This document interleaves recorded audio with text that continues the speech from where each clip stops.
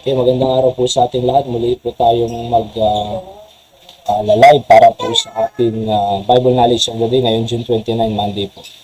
Sabi ng Proverbs chapter 22 verse 19, that thy trust may be in the Lord. Yan po ang pamagat natin. I have made known to thee this day, even to thee. Yan po ang sabi dito sa verse number 19 na sinulat ni Hari Solomon, the wisest on earth ever. And bago po itong 19, of course, makikita natin dito sa verse 17, bow down thine ear, and hear unto my words, unto the words of the wise, and apply thine heart unto knowledge.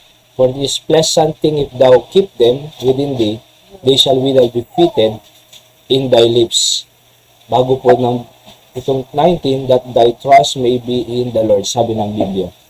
Kaya po pinakamaganda ay tayo muna po ay makinig ng salita ng wise, alright, ng salita ng Diyos at mai-apply natin, sabi ng Bible, at pleasant po yan sa ating buhay, benefited po tayo, maayos po yan para sa ating pamilya.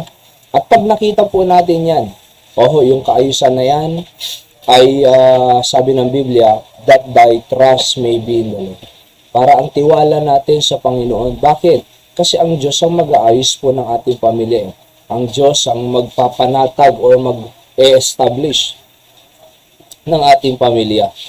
Kaya nga, yung tiwala natin ay dapat sa Panginoon. I have made known, sabi ng Bible, to this day, even to this, pinapaalam ko na sa iyo ngayong araw na ito, na ang Diyos ay ang iyong sandigan. Kaya nga, magtiwala ka sa Kanya, sa wisdom. Magtiwala po tayo sa wisdom ng Diyos. Aprobado po yan ng Diyos at ikakaayos po ng ating buhay po yan. And so yung trust po dito, by the way, ay mibtak. Ang ibig sabihin ay security po natin yan, assurance natin yan, confidence and hope. So pagka yung verse 17 ang ating ginawa, hear the words of the wise and apply thine ear. Ang mangyayari, verse 18, pleasant thing, sabi ng Bible, and then verse 19, upang ang tiwala mo ay nasa Panginoon. Alright? Bakit? Secured ka sa Diyos. Assured ka sa Diyos. Confident ka sa Diyos. At may pag-asa sa Diyos, mga kapatid. Kaya naniniwala po ako na through the wisdom of God, we can establish a godly home. Through the wisdom of God, ma-organize po natin ang ating pamilya. At through the wisdom of God, may establish po ang ating pamilya. Malayo sa anumang chismis, malayo sa away-away, sa sigawan, malayo sa pagsihiwalayan, malayo sa pagre-rebelde ng mga anak. Bakit? Kasi naipakilala natin ang Diyos. Kaya nung nakilala natin ang Diyos, pinagkatiwalaan natin siya, mga kapatid. At hindi natin pagkakatiwalaan ang hindi natin kilala.